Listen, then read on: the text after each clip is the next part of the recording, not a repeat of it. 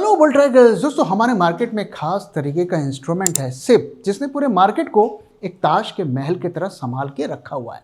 जिस स्केल पर हमें ये हमारे देश में देखने को मिलता है, शायद दुनिया के किसी मार्केट पे भी ऐसा देखने को नहीं मिलता है। हमें ये बेचा तो ये कह के जाता है कि ये सेविंग्स का एक नया तरीका है, लेकिन दरअसल ये एक बॉम्ब की तरह है जो कभी भी फट सकता है, और जब फटेगा तो बहुत बुरा फटेगा। तो हम ऐसा क्यों कह रहे हैं, आइए इसको डिकोड करते हैं।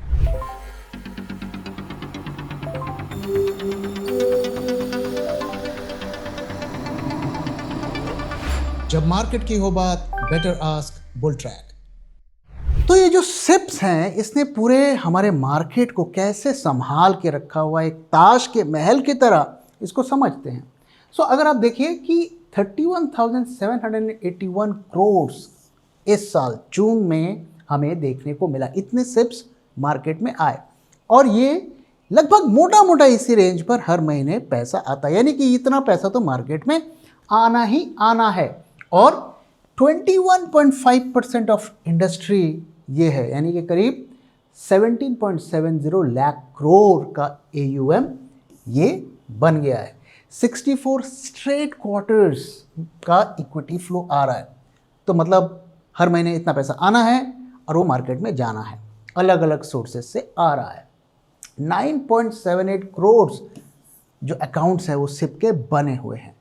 सो पैसा अब पहले जो बैंक्स में जाता था, FDs में जाता था, वो सिप्स में आ रहा है। लेकिन अब ये ट्रेंड भी बदलता हुआ दिख रहा है। लोग वापस से सेविंग्स और FDs में जा रहे हैं, और आपने ऐसे कई एड्स भी देखे होंगे यूट्यूब में। उसकी वजह ये है कि पिछले 2-3 सालों से ये रिटर्न्स नहीं दे रहा है। अब यहाँ पर प्रॉब्लम क्या है? सिप में कोई बुराई नहीं है, लेकिन प्रॉब्लम क्या है? प्रॉब्लम ये है, every month this money boys the market. तो जैसा मैंने कहा, पैसा आ रहा है तो पैसा मार्केट में जाना है, without once asking for the price. तो ये नहीं देखता कि किस प्राइस पर क्या है, भाई पैसा आ रहा है तो खरीदना है। अब आप मुझे बताइए, क्या आप 100 रुपये का सामान 200 में खरीदेंगे क्योंकि आपके पास एक्स्ट्रा पैसे हैं? क्या आप ऐसे काम करते हैं? ठीक है, कभी कभी आदमी कर लेता है, लेकिन क्या आप हर महीने ऐसा करेंगे कि पैसा आया और मैं 100 के सामान को 200 में खरीदूं, फिर 200 के सामान को 300 में खरीदूं? तो यही यहाँ पर हो रहा है, और यही प्रॉब्लम है। वो पैसा किसका है? वो पैसा आपका है, और आपके पैसे का इस्तेमाल अनरियलिस्टिक प्राइजेस पर एसेट्स को खरीदने के लिए किया जा रहा है। अब दोस्तों, अगर आप हमारे वीडियोस को देख रहे हैं तो हम पिछले 4-5 सालों से इस चीज़ को हाईलाइट कर रहे हैं कि ये DII और FI का जो गेम है, इसमें लूज़र रिटेल इन्वेस्टर ही होता है। और जब पहली बार हमने ये गेम को आपके साथ शेयर किया था, उसका काफ़ी नेगेटिव रिएक्शन भी देखने को मिला, लोगों ने उसे क्रिटिसाइज़ भी किया, लेकिन हम अपने व्यू पर अड़े रहे। आज इतने सालों के बाद अब कई लोग इसके बारे में बात कर रहे हैं, बड़े बड़े लोग बात कर रहे हैं, क्योंकि अब वो पब्लिक को ही समझाने की कोशिश कर रहे हैं, जो कि हम तब कोशिश कर रहे थे। सो अब रिसेंटली ही S नरेन, CIO ऑफ आईसीआई प्रूडेंशियल AMC के हैं, इन्होंने कहा है। साथ में अगर आप शंकर शर्मा को फॉलो करते हैं, उन्होंने भी इसके बारे में, वो लगातार इसके बारे में कह रहे हैं, all the risk is being borne by you. क्यों? क्योंकि आपका पैसा अनरियलिस्टिक लेवल पर एसेट्स को खरीदने के लिए किया जा रहा है। तो वो क्या कह रहे हैं? वो कह रहे हैं कि जो मिड कैप और स्मॉल कैप PE है, उसका मीडियन PE अगर आप देखें तो 43 टाइम्स है, यानी कि 43 PE पर बाइंग हो रही है, average buying, a level he called absurd. और SIPs started after 2023 in these categories. He want face poor medium term returns because investor keep averaging at elevated valuation. अब देखिए, सिप होता है तो क्या होता है, हर महीने आपका पैसा आता है और बाइंग करनी होती है। अब मार्केट अगर मोर और लेस देखें तो ऊपर जा रहे हैं, नीचे तो जा नहीं रहे हैं, तो आप ज़्यादातर टाइम हायर प्राइजेस पर खरीदते हैं। अगर यही सिर्फ लोअर प्राइजेस पर होती और उसके बाद मार्केट रिकवर करता तो आपके रिटर्न्स अच्छे आते। लेकिन आप क्या कह रहे हैं? आप ऊपर के लेवल पर सिप्स करके एवरेजिंग कर रहे हैं, यानी कि अब अगर मार्केट नीचे आएगा तो आपकी क्या सिचुएशन होगी आप समझ सकते हैं। रूपी कॉस्ट एवरेजिंग जिस कॉन्सेप्ट पे सिप्स चलता है, वो ये है कि assumes you sometimes buy cheap at these multiples retail has only been averaging up. तो अगर आप पिछले 4-5 सालों से देखें तो मोर और लेस हम ऊपर ही है। तो ज़्यादातर टाइम्स आपने हायर लेवल्स पे खरीदा, वो भी फेयर वैल्यूएशन से ऊपर खरीदा। अब कई दफ़े हम हायर प्राइस पर एवरेजिंग करते हैं। कब करते हैं? जब हमें पता होता है कि हमारे फेयर वैल्यू से प्राइजेस नीचे हैं, तब हम हायर प्राइजेस पे भी करने को तैयार होते हैं। जब आपको पता है कि आपके फेयर वैल्यूएशन से प्राइजेस काफ़ी ऊपर हैं और आप लगातार ऊपर खरीदना है, तो आप बताइए क्या ये समझदारी का काम है? और यहाँ पर अगर वैल्यूएशन देखें, 36% जो NSE के टॉप 500 स्टॉक्स हैं, 36%, एक तिहाई से ज़्यादा, वो 50x PE पर ट्रेड हो रहे हैं, जो कि कोविड से पहले 16% था। यानी कि कोविड से पहले 16% स्टॉक्स थे जो इतने हाई वैल्यूएशंस पर थे। इसीलिए कोविड के टाइम पे जिन्होंने पैसा लगाया उन्होंने पैसा बनाया। और अब आप किस प्राइस पर खरीद रहे हैं? 50 टाइम्स पे खरीद रहे हैं। तो आपको क्या लगता है, क्या अर्निंग्स इतनी बढ़ जाएंगी, इतना ग्रोथ हो जाएगा कि ये 50 PE से 40 PE पर आ जाएगा? ये PE करेक्शन भी होगा, और चूंकि ग्रोथ नहीं होगी तो शेयर प्राइस भी करेक्ट होगा। सो इसलिए आप इतने महंगे प्राइस पर खरीद रहे हैं। 28 टाइम्स स्मॉल कैप का फॉरवर्ड PE है, लॉन्ग टर्म एवरेज 17 टाइम्स है। दोस्तों अब यहाँ पे जो समझने वाली बात है कि अगर आप 50 PE पर कोई स्टॉक खरीदते हैं, इसका मतलब क्या होता है? इसका मतलब होता है आज आप 50 रुपीज़ दे रहे हैं 1 रुपये के प्रॉफिट के लिए, यानी कि आपके रिटर्न्स कम हो गए। तो क्या आप चाहेंगे कि आप इतने कम रिटर्न्स के लिए इन्वेस्ट करें? तो आप वही कर रहे हैं। और इसी तरीके से 43x जो है वो मीडियन, मिड और स्मॉल कैप PE है। सो कहीं से भी राहत नहीं है। और पिछले कुछ टाइम से आपने नोटिस किया होगा कि मिड कैप और स्मॉल कैप स्टॉक्स में ज़्यादा रैली हो रही है और लार्ज कैप थोड़े सप्रेस्ड है। क्यों? क्योंकि वहाँ पर अब ये पैसा राउट हो रहा है। तो अब यहाँ पर होगा, और जब लार्ज कैप थोड़े सस्ते हो जाएंगे फिर वहाँ पैसा राउट होगा। तो यही खेल हो रहा है और यही आने वाले दिनों में भी हमें देखने को मिलेगा। क्यों? क्योंकि रिटेल तो ज़्यादा पैसा दे नहीं रहा है, खरीद नहीं रहा है, और FIIs भी लगातार सेल कर रहे हैं। तो इस वक्त जो ड्राइविंग फोर्स मार्केट में जो है वो सिप ही है, और सिप का पैसा हम जानते हैं हर महीने आता है। तो जैसा कि आपने देखा कि सिप जो है वो मार्केट का बैकबोन बना हुआ है, लेकिन अगर सिप रुक जाए तो क्या होगा? क्या ऐसा हो सकता है? तो एक पैरामीटर जिसे आप ट्रैक कर सकते हैं वो है सिप स्टॉपेज रेशियो। तो अगर आप फरवरी 2024 में देखें, ये 42.8% था, हेल्दी था, लगातार फ्लो आ रहा था। और इसके बाद एक बड़ा स्पाइक हुआ जो स्टॉपेज रेशियो है, यानी कि जो नेट कितने न्यू सिप्स आए और कितने क्लोज हुए, ये ड्रास्टिकली बढ़ गया क्योंकि वहाँ पर कुछ क्लीन अप वगैरह किया गया था। इसके बाद फिर थोड़ा डिप आया, अब वापस से ये 100 के लेवल के आसपास चल रहा है। हालांकि पिछले महीने थोड़ा डिप भी देखने को मिला मोटा मोटा, लेकिन ये काफ़ी हाई लेवल पर चल रहा है।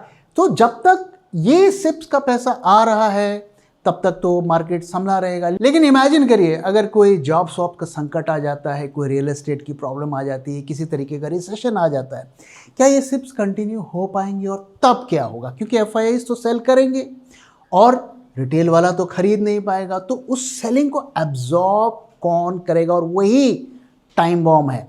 और जिस तरीके से ये ट्रेंड बिगड़ता जा रहा है, और जैसे जैसे आप देख रहे हैं कि सिप्स के रिटर्न कम होते जा रहे हैं, लोग सिप्स को बंद कराते जा रहे हैं।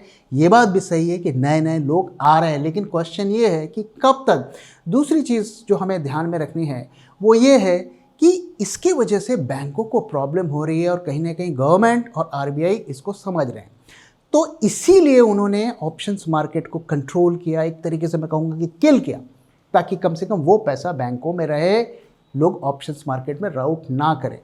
लेकिन अब बैंक्स भी इस इक्विटी मार्केट की प्रॉब्लम से जूझ रहे हैं। मैंने आपके साथ शेयर किया कि बड़े बड़े बैंक्स अब डिपॉजिट्स के लिए स्ट्रगल कर रहे हैं, और डिपॉजिट्स के लिए इसलिए स्ट्रगल कर रहे हैं क्योंकि वो पैसा यहाँ पर आ रहा है। अब सरकार को एक डिसीजन लेना है, क्या वो स्टॉक मार्केट को बचाना चाहती है या वो बैंक्स को बचाना चाहती है। अगर ये सिप्स और ये मार्केट में प्रॉब्लम आती है तो सीधा उसका फ़ायदा बैंक्स को होगा, वो पैसा बैंक्स में जाएगा। जैसे ही आप सिप बंद कराएंगे वो पैसा बैंक्स में आएगा। तो या तो बैंक्स चलेंगे या सिप चलेगा। तो अब देखना है कि क्या होता है। एक और प्रॉब्लम यहाँ पर क्या है कि अब देखिए तो सिप्स जो हैं वो मार्केट को गिरने नहीं दे रहे, एफआईआई की सेलिंग मार्केट को चढ़ने नहीं दे रही है। तो इसी लेवल पर मार्केट फंसा हुआ है और हम फंसे हुए हैं, क्योंकि ना तो अगर मार्केट ढंग से नीचे गिर जाए तो क्या होगा कि एफआईआई फिर बड़े स्केल पर बाइंग कर सकते हैं, क्योंकि वैल्यू इमर्ज करेगी। तो मार्केट नीचे नहीं जा रहा है, और मार्केट नीचे नहीं जा रहा है, हाई वैल्यूएशन पर मार्केट ट्रेड हो रहा है, तो एफआईआई आराम से सेल भी कर रहे हैं। तो जब तक ये ट्रेंड नहीं या तो ब्रेकआउट हो या ब्रेकडाउन हो, तब तक इसी तरीके से मार्केट रेंज में फंसा रहेगा। ना तो हम बहुत ऊपर जाएंगे, ना तो हम बहुत नीचे जाएंगे। तो यहाँ पर अगर आप स्टैटिस्टिक्स को देखें तो जून के महीने में 85,000 करोड़ की डीआई ने बाइंग की और करीब 50,000 करोड़ की एफआईआईज ने सेलिंग की। तो इसके बावजूद भी बहुत ज़्यादा मार्केट्स नहीं चढ़े। स्टॉक मार्केट में सबसे बड़ा कंफ्यूजन क्या है, कौन सा स्टॉक बाय करना है या सेल करना है और किस प्राइस पर करना है। और इसीलिए हम लेकर आए हैं बुलट्रैक स्टॉक एक्सरे। बॉडी के एक्सरे की तरह ही बुलट्रैक स्टॉक एक्सरे किसी भी स्टॉक का रियल हेल्थ चेक करता है। ये 50 से ज़्यादा पैरामीटर्स पर स्टॉक को इवैल्यूएट करके आपको एक क्लियर स्कोर कार्ड देता है, जो बिना किसी कंफ्यूजन के बताता है कि उस स्टॉक को पोर्टफोलियो में रखना चाहिए या नहीं। साथ ही ये वो प्राइस भी बताता है जिस प्राइस पर आपको स्टॉक को खरीदना या एवरेज करना है। सिर्फ एक क्लिक में ये आपके पूरे पोर्टफोलियो को एनालाइज करके क्लियर रिकमेंडेशंस देता है कि हर स्टॉक में आपको क्या एक्शन लेना चाहिए। तो देर किस बात की, आज ही सब्सक्राइब कीजिए बुलट्रैक स्टॉक एक्सरे। तो आइए अब समझते हैं कि सिप से फायदा क्या हुआ और नुकसान क्या हुआ। तो पहला फायदा ये हुआ कि सिप के फ्लो की वजह से जो एफआईआई की सेलिंग थी उसको मार्केट ने ऑर्डरली मैनर पे एब्जॉर्ब किया, कोई बड़ा वहां पर क्रैश देखने को नहीं मिला। दूसरा कि एक बिहेवियरल चेंज आया, सिस्टमेटिकली आप इन्वेस्ट कर रहे हैं और अगर मार्केट में रैली आई तो आपके रिटर्न्स 10-12% के करीब आ जा रहे हैं। लेकिन ये भी सही है कि अगर मार्केट ऊपर नहीं जाएगा तो आपके रिटर्न्स भी नहीं आएंगे, जैसा कि पिछले 2 सालों से हमें देखने को मिल रहा है। और एक जो बड़ा, अब इसे आप पॉजिटिव कहें या नेगेटिव कहें, कि पैसा जो गोल्ड और एफडी से निकलकर इक्विटी में चला गया, क्या ये एक अच्छी बात है? हमने देखा कि पहले के ज़माने के लोग गोल्ड में इन्वेस्ट करते थे, गोल्ड, फिजिकल गोल्ड ज्वेलरी खरीद कर रखते थे और उससे अपने बच्चों को पढ़ाते थे, बच्चों की शादी करते थे और जनरेशन बाय जनरेशन उस वेल्थ को पास ऑन करते थे। आज वो पैसा सिप्स में आ गया है, जो कि एक वॉलेटाइल इंस्ट्रूमेंट है, कभी वो ऊपर कभी वो नीचे। कई दफ़े ऐसा होता है कि ज़रूरत के टाइम पर आप उसे एग्जिट नहीं कर पाते हैं क्योंकि वो लेवल से डाउन होता है, जो कि प्रॉब्लम गोल्ड में नहीं होती थी। और अगर यहाँ पर प्रॉब्लम्स क्या है सिप में, इसको समझने की कोशिश करें तो भाई किसी भी दाम पर हमें खरीदना है, कोई नहीं देखना कि सस्ता है महंगा है। नो वेट एंड वॉच, सीधा खरीदो। तो 64 straight months of buying at any valuation, doesn't matter कि 80 पीई है 90 पीई है। रिस्क ट्रांसफ़र हो गया। एफआईआई सेल एट प्रीमियम, वो तो मज़े से सेल कर रहे हैं, सेल करके वो एआई के स्टॉक्स में लगा रहे हैं, वहाँ भी पैसे छाप रहे हैं। और हाउस होल्ड जो है एब्जॉर्ब कर रहा है, ऐसा एक घुट्टी पिला दी गई है, एक ब्रेन वॉश कर दिया गया कि भाई सिप में तो लगाना है। तो हाउस होल्ड का पैसा मार्केट में जा रहा है। उससे रिच कौन हो रहा है? क्या आप रिच हो रहे हैं? आप मुझे बताइए। अगर रिच हो रहे हैं तो ज़रूर कमेंट करके बताइए। कौन रिच हो रहा है ये भी हमें पता है। और साथ में जो सबसे इंटरेस्टिंग फैक्ट है कि market holds because SIP flow and SIP flows because the market hold. इसीलिए ये मार्केट ऐसे फंसा हुआ है, ना तो ये नीचे जा रहा है ना तो ये ऊपर जा रहा है। तो ये एक दूसरे को बस सर्व करे। इसका फ़ायदा कौन उठा रहा है? एफआईआई इस फ़ायदा उठा रहे हैं। नुकसान कौन उठा रहा है? नुकसान हम और आप उठा रहे हैं। अब देखिए, एक जो इससे नुकसान हुआ है वो ये हुआ है कि हमारे जो कंपनीज़ हैं, आप देख रहे हैं पिछले 1-1.5 सालों से कोई ग्रोथ नहीं है, इसके बावजूद भी हाई पीई पर ट्रेड हो रहा है। उस पर वैल्यूएशन का करेक्शन काफ़ी स्टॉक्स में हुआ है, लेकिन अभी भी वो काफ़ी ज़्यादा हाई पीई पर ट्रेड हो रहा है। अब एक कंपैरिजन करते हैं। अब देखिए, नेस्ले इंडिया काफ़ी अच्छा स्टॉक है एफएमसीजी का। इसकी 5 ईयर्स की सेल्स CAGR 11.6% है। तो टॉप लाइन में बहुत ज़्यादा ग्रोथ नहीं है, बट प्रीमियम वैल्यूएशन पर ये ट्रेड हो रहा है। 76 टाइम्स ट्रेड हो रहा है। एशियन पेंट्स 61 टाइम्स ट्रेड हो रहा है, जबकि कंपनी की बैंड बजी हुई है और इसका EPS 29% गिरा है। इसके बावजूद 61 टाइम्स ट्रेड हो रहा है। HUL 32 टाइम्स ट्रेड हो रहा है, जबकि प्रॉफिट सिर्फ 3.6% बढ़ा है और स्टॉक भी कुछ खास नहीं कर रहा है। दूसरी तरफ ये देखिए, ये कंपनीज वर्ल्ड की फास्टेस्ट ग्रोइंग कंपनीज में से हैं। TSMC 33% का ग्रोथ, अर्निंग्स ग्रोथ देखने को मिला है at its own 10-year peak multiples, और ये सिर्फ 36 टाइम ट्रेड हो रही है। 76 टाइम्स, 36 टाइम्स। यहाँ पर क्या सेल्स ग्रोथ है, यहाँ पर क्या सेल्स ग्रोथ है, आप देख सकते हैं। मेटा, इतनी हम बातें करते हैं AI क्रैश, अब इसका देखिए 18 PE, फॉरवर्ड PE है, 23 टाइम्स ये ट्रेड हो रहा है। ये आपको लगता है ये स्टॉक्स क्रैश होने वाले हैं? आप मुझे बताइए, ये क्रैश होगा कि ये क्रैश होगा? माइक्रॉन 5.5 टाइम्स फॉरवर्ड अर्निंग है इसकी, और रेवेन्यू 167% राइज हुआ है। कोई कंपैरिजन आप देख पा रहे हैं? लेकिन जस्ट बिकॉज यहाँ पर बड़े स्केल पर शिप्स हो रही हैं, ये हाई वैल्यूएशंस पर ट्रेड हो रहा है, और यहाँ पे भी शिप्स होती है लेकिन उस स्केल पर नहीं होती हैं, तो ये वैल्यूएशंस लो है। लेकिन धीरे धीरे अब हमारे देश के लोग भी रियलाइज़ कर रहे हैं कि ग्लोबल मार्केट्स आर चीपर, वहाँ पे ग्रोथ भी ज़्यादा है, इसलिए काफ़ी लोग ग्लोबल पे शिफ्ट हो रहे हैं। मैं इसे कोई यहाँ पर रिकमेंडेशन नहीं दे रहा हूँ कि इन स्टॉक्स को खरीदना है, लेकिन मैं आपको एक कंपैरिजन करा रहा हूँ कि एज एन इन्वेस्टर हमें क्या देखना है, ग्रोथ हो रही है या नहीं, ग्रोथ होगी या नहीं, और फेयर वैल्यूएशन पर स्टॉक है या नहीं। और इंडिया में हम बिल्कुल इसके ऑपोजिट काम कर रहे हैं। हम हाई वैल्यूएशंस पर लो ग्रोथ स्टॉक को खरीद रहे हैं। क्यों? क्योंकि हमें खरीदना है। तो एज एन इन्वेस्टर हमें करना क्या चाहिए? क्या हमें सिप्स करने चाहिए या नहीं करने चाहिए? देखिए, अगर आप सिप करना चाहते हैं आप करिए, लेकिन उसका एलोकेशन सोच समझ कर करिए, अपने फाइनेंशियल कंडीशंस को ध्यान में रख कर करिए। अगर आपको स्टॉक को एवरेजिंग करनी है सो कोशिश करिए कि फेयर वैल्यूएशन से नीचे करिए। हमें ब्लाइंडली एवरेजिंग नहीं करनी है, जो कि सिप्स होती हैं। और तीसरा कि हमें ब्लाइंडली ये बिलीव नहीं करना है कि भाई सिप्स कर दिया है तो वेल्थ क्रिएट होगी ही और FD के रिटर्न्स बीट होंगे ही। तो हमें देखना है कि ये सिप्स जो हम कर रहे हैं इतने सालों से, वो हमें कितना रिटर्न दे रहे हैं। सो हमारे रिटर्न का गोल क्या होना चाहिए? पहला कि आपके जो FD का रिटर्न है वो कम से कम मिलना चाहिए, और on top of that inflation का रिटर्न मिलना चाहिए। तो अगर आपके FD का रिटर्न 7% है, इन्फ्लेशन 5% है, तो 12% का रिटर्न आपको मिलना चाहिए। अगर 1 साल नहीं मिला विच इज़ फाइन, अगर आपको 2 साल 3 साल भी नहीं मिल रहा है तो बेसिकली आप वहाँ पर पैसा लूज़ कर रहे हैं।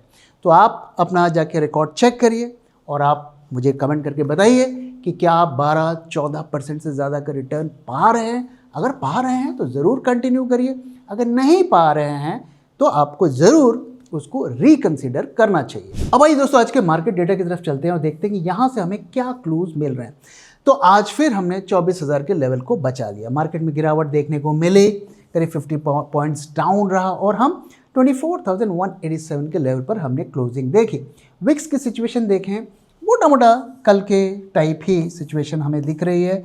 कॉल के आई हुए में थोड़ा ड्रॉप देखने को मिला है, क्योंकि मार्केट्स आज बहुत बोरिंग रहे और कोई भी किसी भी तरफ कोई बड़ी मूवमेंट हमें देखने को नहीं मिली। पुट कॉल रेशियो के बारे में हम लगातार आपके साथ शेयर कर रहे हैं कि ये टॉप था, 1.4 से ऊपर टॉप होता है तो वो फॉल कंटिन्यू हो रहा है। मोटा मोटा अब लेवल पर आ गया है, हो सकता है कल से फिर हमें राइज देखने को मिले।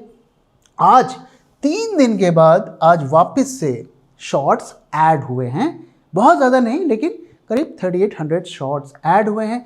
और देखिए करंट मंथ अब डिस्काउंट में आ गया है, तो लगातार हम देख रहे हैं बीच बीच में ये डिस्काउंट्स में आ रहा है। सो ये अच्छा साइन नहीं है और ये इंडिकेट कर रहा है कि वापस से शॉर्ट्स बननी शुरू हो गई हैं। टर्नओवर भी आज ठीक ठाक था, कोई बहुत ज़्यादा नहीं था, एवरेज से थोड़ा कम ही रहा था, और एडवांस डिक्लाइन रेशियो भी मार्केट डाउन होने के बावजूद भी पॉजिटिव रहा। कल के दिन वापस से शॉर्ट्स ऐड हुए। तो डेटा आज तो है थोड़ा मिक्स्ड है, एवरेज है, बहुत ज़्यादा बेरिश तो नहीं कहूँगा लेकिन average to moderately bearish type data है। अब भाई दोस्तों चार्ट्स की तरफ चलते हैं, देखते हैं यहाँ से हमें क्या क्लूज मिल रहे हैं। तो कुछ खास नहीं है, मोटा मोटा कल वाला ही पैटर्न हमें देखने को मिला और बहुत इंटरेस्टिंग पैटर्न बन रहा है और ऐसा लग रहा है कि अपना रास्ता ढूंढने की कोशिश कर रहा है। तो जैसा मैंने आपके साथ शेयर किया कि ये head and shoulder type pattern है और यहाँ पर एक मैं कहूँगा डायमंड टाइप भी पैटर्न बनता हुआ दिख रहा है। दोनों पैटर्न बेरिश पैटर्न है। अब यहाँ पर ये इनवैलिडेट तभी होगा जब इस लेवल को क्रॉस होगा। तो फिलहाल के लिए मार्केट इसी रेंज में फंसा हुआ है और जो ब्रॉडर रेंज है वो ये है। जब तक ये रेंज ब्रीच नहीं होती ऊपर या नीचे कोई मतलब नहीं है और इसमें पैसा बनने वाला नहीं है। ऑप्शन स्ट्रेटजीज वगैरह में बन सकता है लेकिन कॉल पुट में पैसा नहीं बनेगा। सो अवॉइड करिए और स्टॉक स्पेसिफिक पोजीशंस बनाइए या हेजिंग के साथ काम करिए। दोस्तों इसी के साथ इस वीडियो को मैं यहाँ पे खत्म कर रहा हूँ। वीडियो कैसा लगा जरूर बताइए, अपना फीडबैक भी शेयर करना मत भूलिएगा। Thank you very much for watching and thank you for your time.